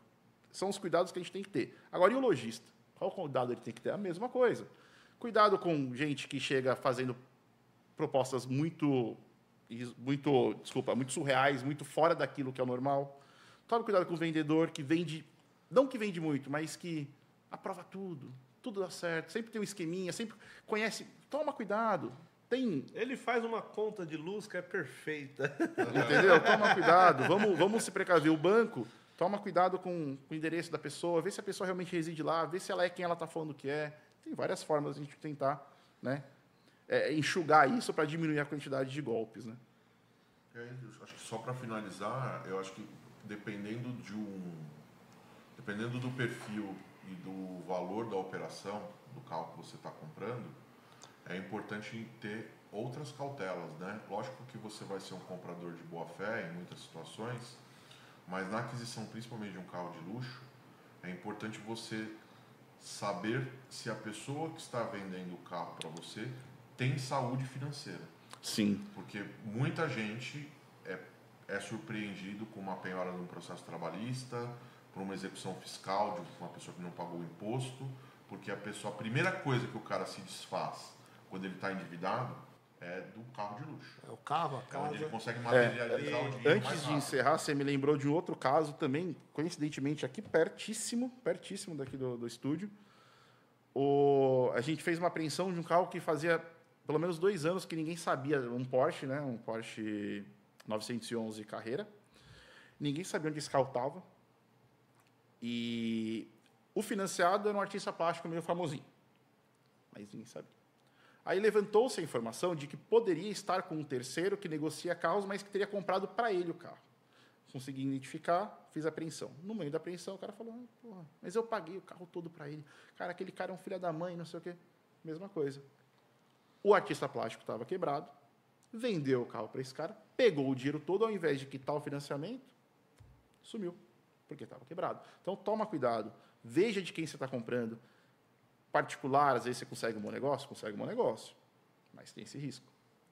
Agora, eu como leigo, muita coisa que a gente fala aqui, é óbvio, a gente vai vivendo, a gente vai aprendendo, mas grande parte dessas coisas ainda me assustam muito. Eu desconfiei de uma fraude. Eu tenho que ligar para quem? A gente está falando de você, né? Eu ligo para quem? Eu faço o quê? Eu sei que existem vários tipos de fraude, mas, eu estou querendo comprar um carro, eu estou achando que tem alguma coisa errada. Depende do valor, depende da coisa. Eu vou procurar um advogado. Mas eu preciso ligar para a polícia, eu preciso ligar para o bombeiro. Eu faço contato com alguém? Eu é complicado. Eu acho que é assim. Informar que tem uma quadrilha, enfim. A melhor forma de você se prevenir de cair num golpe, entrar numa fraude, é você olhar os indícios de que ali é uma fraude. Um carro caro, num valor muito baixo. Um cara que não demora muito para apresentar a documentação do carro para você. Demora para transferir. Pô, por que não transfere para o meu nome? O que está acontecendo? Esse carro ele está envolvido no quê? No processo do quê? Que está bloqueado essa transferência, né? Que a gente fala reajuste de transferência. Então, assim, olhe primeiro os indícios. Pô, os indícios me mostram que o negócio é firme. Faz contato com o despachante de confiança, pede para ele puxar as certificações daquele carro, um advogado, vê se tem processo, vê se aquela pessoa que é dona daquele carro pode ter risco daquele carro entrar num processo trabalhista, numa penhora de bens, por algum motivo, por dívida, outras dívidas. Né? Então, assim, procura os meios legais. Cai no golpe. E agora? Polícia Civil, em primeiro lugar. Polícia Militar, a não ser que o golpe esteja ocorrendo naquele momento, ela não tem poder de atuação. O poder dela é totalmente administrativo. Ela vai atuar no momento em que o crime está ocorrendo ou para evitar que ele ocorra. O crime já ocorreu? Polícia Civil. Ela é a Polícia Judiciária que vai investigar e vai tentar estabelecer ali uma autoria, uma materialidade para denunciar alguém. E tentar, lá na frente, durante a ação penal, reaver aquilo que você perdeu. Né? Porém, às vezes a gente fala, mas eu vou na polícia, faço o BO, não dá nada. Mas tem que fazer. Por mais que você ache que às vezes não vai dar nada, faça o BO. Então, aconteceu? Procure. Procure advogado. Pô, eu sei que quem aplicou o golpe em mim foi tal pessoa. Procure seu advogado. Tenta juntar ali provas para comprovar aquilo e você entrar com uma ação contra aquela pessoa. É o que dá para ser feito. Não tem muito mais do que isso. Isso é o que dá para ser feito. Eu acho que hoje é inegociável, né, comprar um carro sem você fazer um laudo ECV, né? E não é depois que você comprou. É antes. É antes. E você fazer. Você fazer. Viu? Você... Não no amigo dele, porque é mais barato, porque essa conversa... Porque aquela vistoria veicular é amiga da loja. Não. Vai no outro. Não, ou você chega na loja, ele já... Não, eu tenho um laudo aqui. Eu já fiz o laudo aqui. Não, e se você me entrega uma cópia, fica com você que é a sua segurança e a minha segurança daqui para frente. Até mesmo porque hoje, quando você preenche o recibo, você é obrigado a informar a quilometragem. Sim. Né? Porque tinha aquela velha mania do lojista de vender um carro, né? De voltar ao KM, né? Um carro com 200 mil quilômetros, o cara falou, olha, esse carro aqui tem 200 quilômetros, cara, é estado de zero. Né? Ele só voltou o velocímetro. Então, isso acabou, né? Para acabar com essa prática, porque nos velocímetros antigos eles violavam o lacre e voltavam, e nos atuais eles reprogramavam no computador, o número no computador. Então, essa prática foi eliminada por conta disso. E aí quem faz o laudo é quem tem a responsabilidade ali naquele momento. Sim. Mas, além do laudo, você tem consultas hoje no próprio portal do Detran, no portal da Secretaria da Fazenda, onde você não só vai verificar multas, mas vai verificar outros tipos de gravame, né? Porque você pode ter uma restrição administrativa, que hoje é muito comum e dá muito trabalho, que é, por exemplo, uma pendência de recall, uma pendência de documento, que é você ainda tem aquele DUT de papel, você precisa devolver ele para o Detran. Eu recebo muita ligação. Que é papel moeda aquilo, Nossa, né? Eu tenho ainda. Ele é papel moeda, tem que devolver. Você vai usar o papel e vai ter que preencher da forma na modalidade antiga. Isso. E vai ter que entregar no Detran. E enquanto você não fizer essa entrega, seu carro vai ficar com uma pendência administrativa. Né? Então, acho que só por último, vai comprar um carro importado, né? Verifique as condições em que esse carro foi importado, né? Você tem muitos casos. Eu trabalhei em um caso no salão do automóvel, um veículo que foi trazido por uma importação para amostra, né? Ou seja, era para exposição, e o carro foi vendido. Foi vendido. Isso, além, né, de crime, é uma fraude tributária. Sim. Né? Porque o carro teria que retornar para o destino e ser importado para fins de comercialização. Por que a pessoa fez isso? Fez de caso pensado, porque queria sonegar os impostos achando que ninguém ia reclamar. Né? E era uma Ferrari. Eu poderia comprar para deixar aqui. Exatamente, poderia colocar a exposição, ficar do lado da minha aqui, não, mas a minha é réplica, gente. É tamanho normal, mas é réplica, não tem motor. E não foi importação, ela foi feita no Brasil. Tem nota fiscal e tudo. Boa. Por último, o veículo que é importado, ele precisa ser internalizado, ele precisa seguir todas as características do país. Se o seu veículo for um veículo antigo, ele está dispensado disso. Eu vou dar um exemplo para vocês. Um cidadão advogado, né, já instruído, foi comprar um Mustang, ficou apaixonado pelo Mustang, o Mustang era impecável e foi feito o laudo posteriormente. E o carro foi reprovado. Foi reprovado. Porque o carro não tinha marcação do chassi nos vidros, porque o carro não tinha etiqueta Zeta, Sim. a gente explica na sequência o que é, e o carro não tinha marcação de chassi no monobloco. Ou seja, um carro 100% original, com uma importação 100% regular, em que em algum momento esse cara que fez a importação, quando internalizou o carro no Brasil, não fez o que deveria e o despachante não fez o que deveria. Tiraram o documento provavelmente de forma ilegal, né? E aí o carro se tornou irregular. 70% das empresas que fazem vistoria aprovariam o carro. Sim. 30% não aprovaria. Como esse cara era um advogado chato, ele ficou preocupado em quê? Numa pós-venda, né? Ele pensou o quê? Se eu fechar o olho agora, na próxima...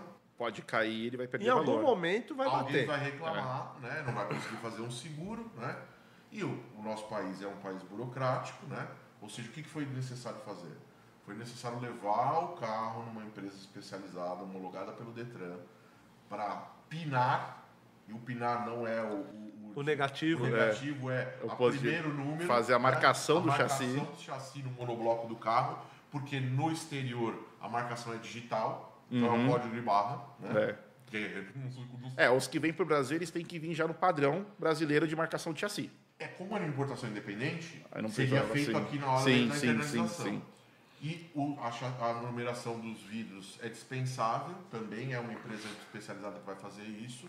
E depois que você fez as etiquetas Zetas foram pedidas na concessionária, depois que você fez isso dentro do padrão, as etiquetas elas normalmente lacram as partes estruturais do carro. Sim. Quando você tem uma danificação, é rompida essa etiqueta, e aí você sabe o que, além dela ter identificação de ano, fabricação, lote, essas coisas, ela ali... Precisa saber se tortou a longarina do seu carro ou não. Se foi remontado com o resto de outro. Passado toda essa fiscalização, eu estou te falando de um procedimento que demorou aproximadamente uns 8 meses para ser concluído, né? E que, de repente, a pessoa precisa se desfazer do bem rapidamente, né? Ou se comprometeu a transferir para alguma finalidade específica.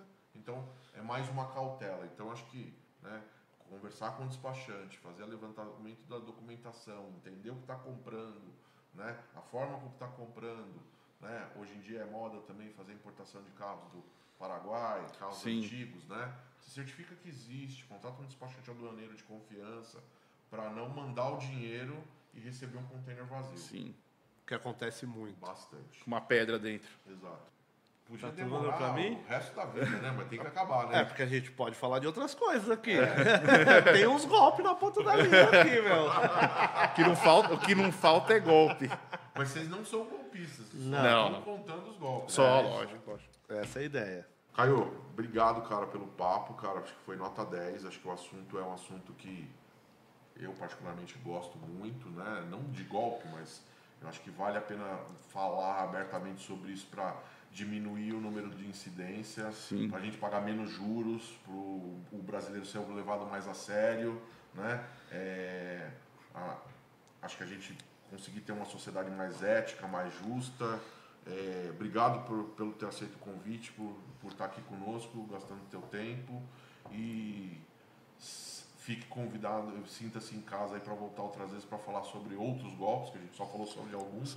Sim. Sobre alguns. Obrigado. Logo eu trago mais mais. uma vez. Eu que agradeço vocês pelo papo. Acho que é uma oportunidade assim muito boa para o público entender como que funciona, porque a busca e apreensão é chato, é constrangedor, mas ela é necessária, tá? Que os golpes estão aí, as pessoas têm que tomar cuidado, os bancos têm que tomar cuidado, as lojas têm que tomar cuidado. Então, muito obrigado pelo espaço, espero voltar mais vezes, para a gente bater um papo mais legal aí sobre outras coisas também que podem, talvez, acrescentem a esse papo de hoje, né? Eu venho falar aqui para você não caia em golpe, não haja por impulso. Como que o Celso falou aqui, não faça nada na emoção. Para, respira, pensa. Vai para casa dormir. Pergunta para alguém, conversa. Porque se o negócio só pode ser resolvido porque tem que ser feito agora, o dinheiro tem que entrar agora, então tem algum sinal aí que não é para você fazer isso agora. Então, para, respira, conversa com a sua esposa. Provavelmente ela vai falar para você não conversa fazer. com o marido, porque às vezes quem está de fora enxerga alguma coisa que a gente ali na emoção não consegue ver. Caio, peraí. O Caio, ele está desenvolvendo um site, né, Caio? Estou desenvolvendo aí uma marca, né? Eu junto com a minha esposa, que é minha sócia, a gente desenvolveu uma marca e a gente logo vai colocar um site que vai ter as informações do que a empresa faz, até para novos clientes, possíveis novos clientes, e para o público também poder acessar e entender, olha o que está acontecendo. Vamos fazer também várias sketches falando sobre os golpes, atualizando as pessoas sobre o que está acontecendo, para as pessoas também se precaverem, as lojas, os bancos, tá bom? É isso aí. Então, a gente espera que o Caio, quando lance o site, além de informar, a gente poder informar nas nossas redes sociais, que ele venha aqui dar mais informação, porque a gente levando essa informação, o propósito do 360 Talks, levar essa informação para você, e quanto mais a gente divulgar esses golpes, menos gente vai cair. Isso. Tendo informação, a gente não cai no golpe. Isso. O nosso site é o 360talks.com.br. E o arroba é? @360talks.oficial no Instagram. O resto é golpe. O resto é golpe. Não caia. Caio, por último, a gente queria, né, uma forma de agradecimento aí pela tua vinda, te presentear com a nossa caneca. Muito obrigado. Com a caneca de água, não a de uísque. É a água. Aqui também é água, só que tá de outra cor. No próximo episódio a gente vai ter aí um patrocínio com uma marca do whisky ou um vinho, a gente não sei. Tá, Perfeito. Ou metanol Vinho, prefiro também. vinho, tá? Sem metanol, prefiro vinho. Se eventualmente tiver alguma distribuidora aí de metanol que quiser patrocinar, a gente também tá sempre... Mas só não é vai para beber. Não é pra beber. Só não vai beber. Saúde. Saúde, pessoal. Que ninguém caia aí mais. Não nenhum caiamos golpe. mais em golpes, hein? Por Gente, favor. Valeu. Ai. Ó, curte, compartilha, clica lá no sininho lá, segue a gente. Ainda o mais importante, né? A primeira comemoração, né? Agora oficialmente no Spotify, Amazon Music, Apple Music, Dropcast. E na sua casa, cara, assiste aí. No seu celular, no seu carro. Valeu, gente. Esse conteúdo aqui... terça-feira tem outro, hein? Esse conteúdo é para quem precisa abrir os olhos para o que está acontecendo. Fraude não é exceção. É estratégia de muita gente por aí. Tchau, tchau.